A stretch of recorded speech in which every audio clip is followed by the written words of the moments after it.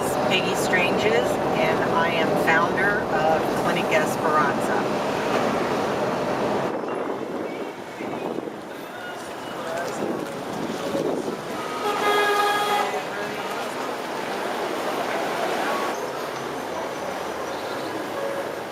As we get out, if you could just tell me where we are.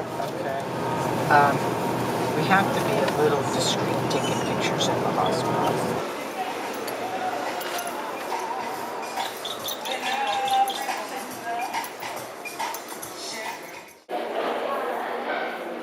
Hey, how are you? Hey, how are you? In the mornings, there's about 250 to 300 patients in this area. They come in, they sign up here, they pay 5 limps there, which is about 20 cents. Then they get triaged in this little room, and then their charts get given about 8:30 or 9 o'clock to 6 or 8 different doctors. They got more in their place. They got a new x-ray machine. However, the developer doesn't work. This is the pediatric center. See, they're running water. The water sits in the...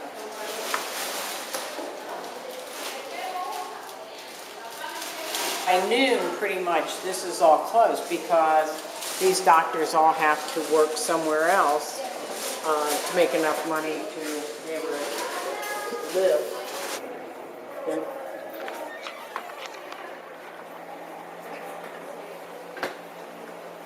So after the babies are born in here, then they move over there, and they're generally only in the hospital for 24 hours.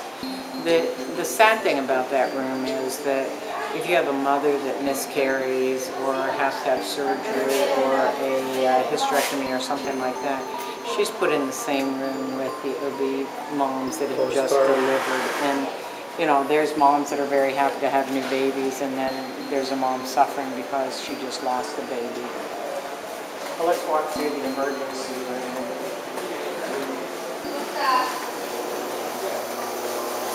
This is pediatric observation area.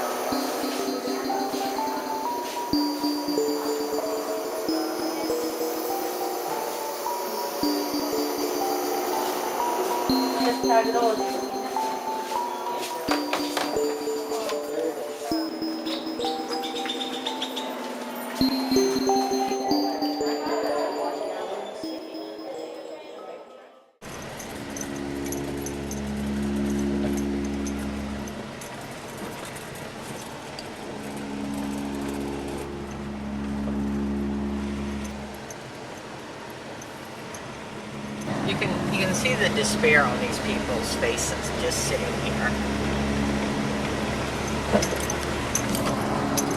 A lot of these people previously worked in the hotels and in the tourist industry, but with the decline of the economy in the U.S., less people are taking vacation, so there's less tourists on the island, and less tourists mean less money for these people.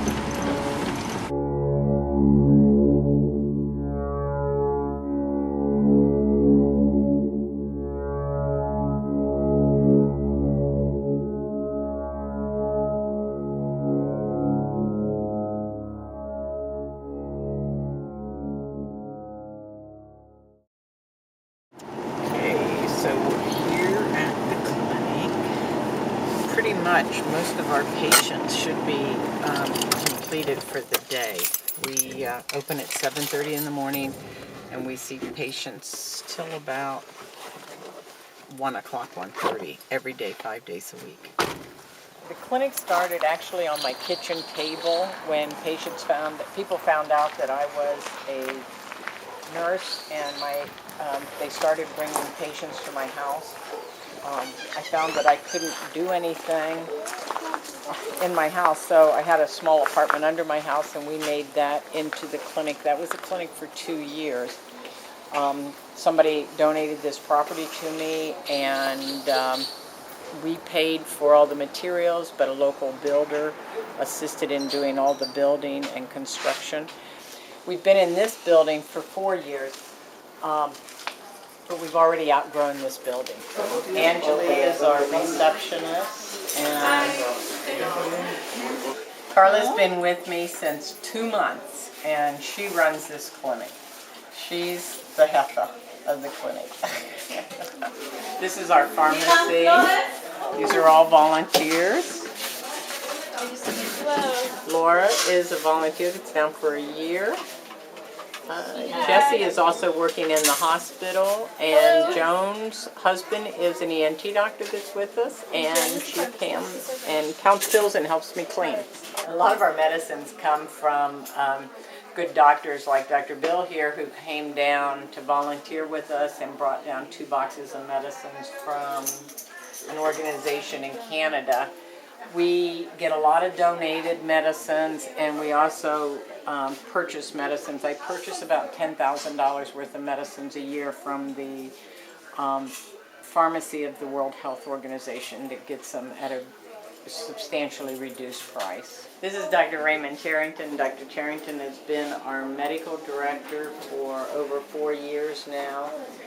I tell everybody he is one of the best doctors I've worked with in the world, and I'm old and I've worked with a lot of doctors, so that says a lot.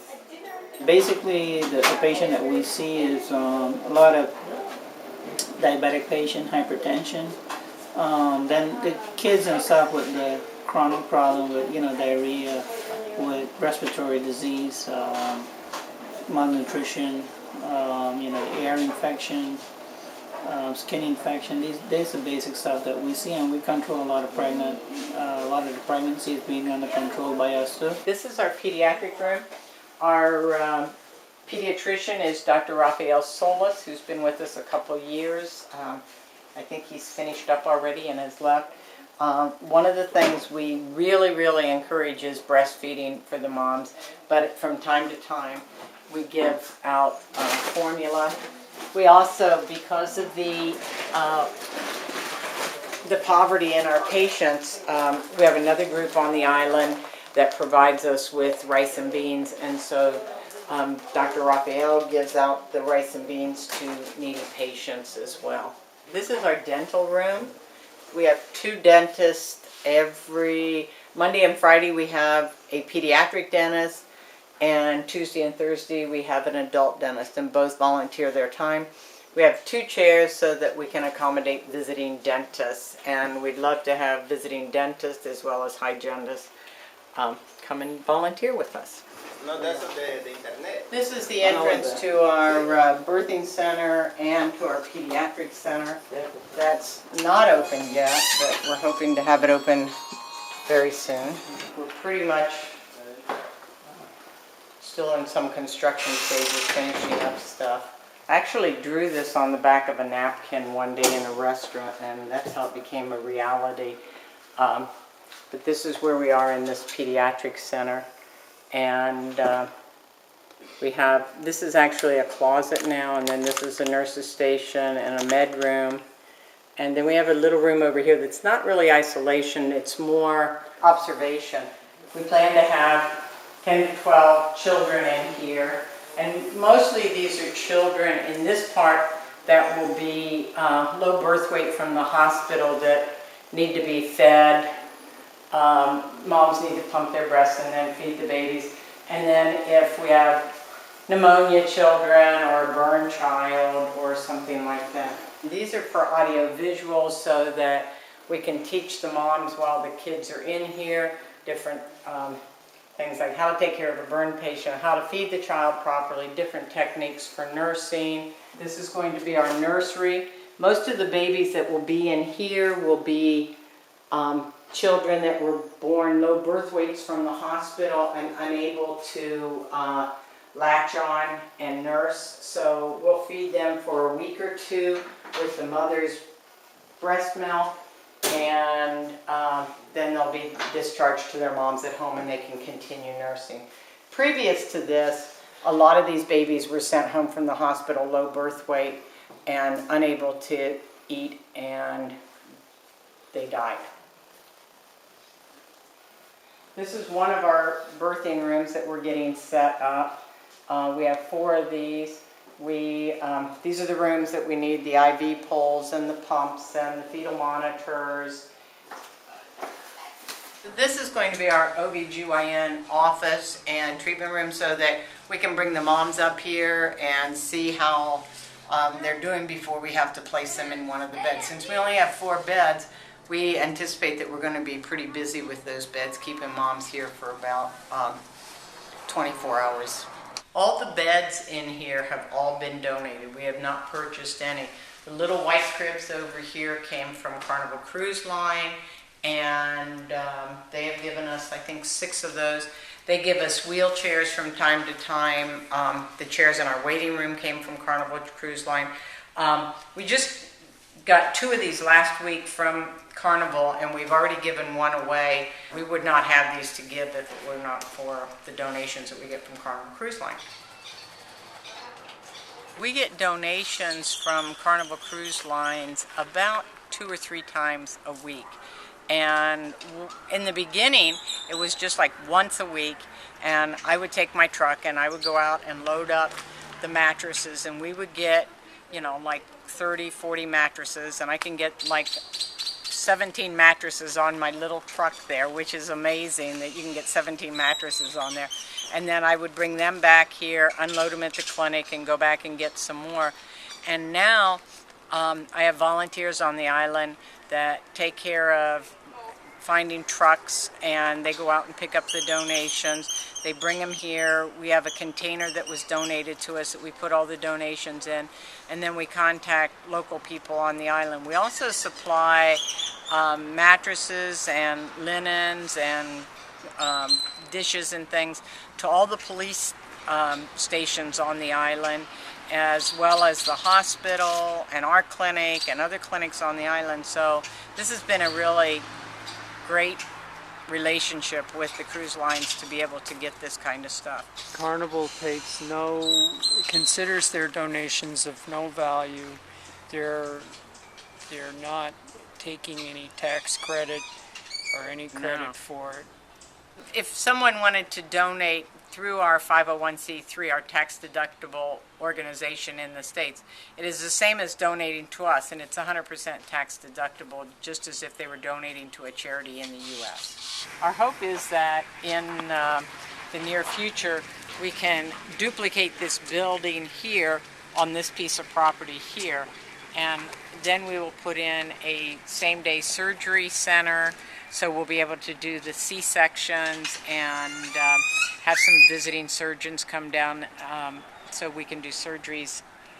On the lower floor, we'll have more office space because we're really crowded out for the number of patients we see every day. And we'll also have some imaging and a full-size laboratory.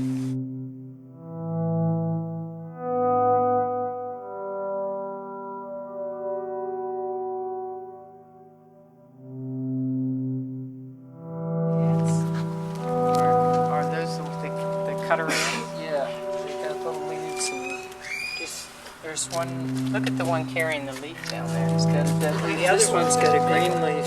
They're